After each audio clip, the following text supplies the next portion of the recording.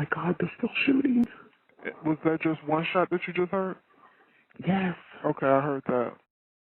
A terrified woman calls 911 as bullets tear through her home. When police arrive, they say that she was found crouching down in her closet, and they found shell casings and a suspect exhibiting signs of delirium outside the home. Well, the suspect, Javonte Williams, died just hours after he was taken into custody at the hospital while he was in police custody. Yeah, and now a week later, his family says they still don't know exactly what happened. Let's go ahead and bring in Chief Legal Correspondent Seema Hire. Spoke with the family today. What have you learned, Seema?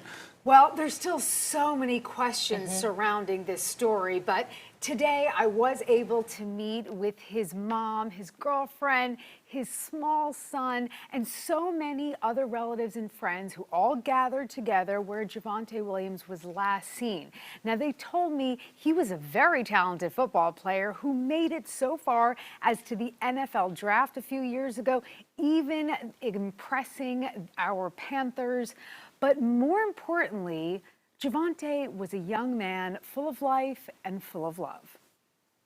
For over 1 week, Krista Williams has been begging God for one last look at her only son. Oh, Lord. I want him home. When you speak, Bring my baby home. when you deliver, Bring him when home. you touch hearts and minds.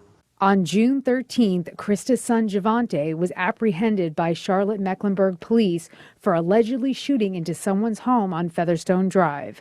The police recovered a firearm and drug paraphernalia. And although there are visible bullet holes in at least one home, Krista isn't getting answers from neighbors or the police. What was the charges? It was never any charges. They said that he was arrested. What was he arrested for? CMPD isn't saying much about the investigation, but did say Javonte was acting erratically at the scene and that he was taken to the hospital in life-threatening condition. Javonte was then transferred to another hospital where he died. His mom and girlfriend still haven't seen him and still don't know how he died. He's my only son. Why? Why I can't see his face? Let me hold him.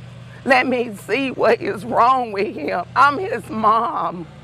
Why? His girlfriend is also seeking answers. Javonte is a hands-on father. He's a loving father. His child misses him.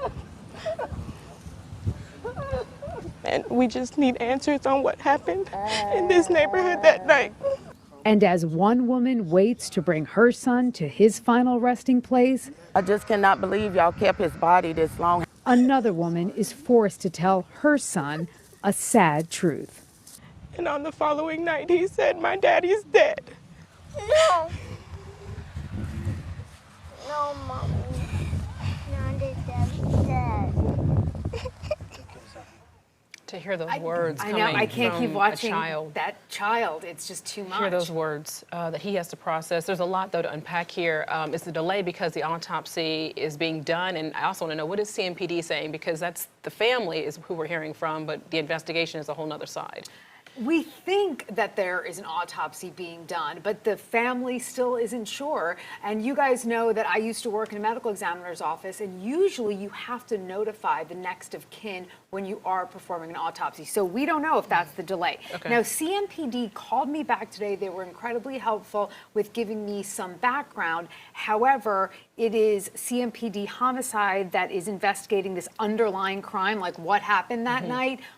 And they're still investigating, so we don't really know. And then the other part is SBI. They're investigating the actual death in custody. So we don't believe that he had any pre-existing conditions. That's what the family's saying. Are they waiting on toxicology or anything like that? Well, they probably did a toxicology when he was in the hospital, because he was in one hospital, then he went to another hospital, so it's for more kind of intensive care.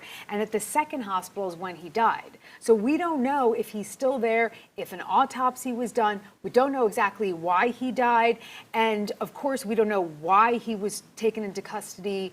But I do believe we should be getting answers soon. And this poor family, if anything, they need answers more than we do. Certainly very emotional, very highly charged right now. We need those answers. All right, Seema, thank you.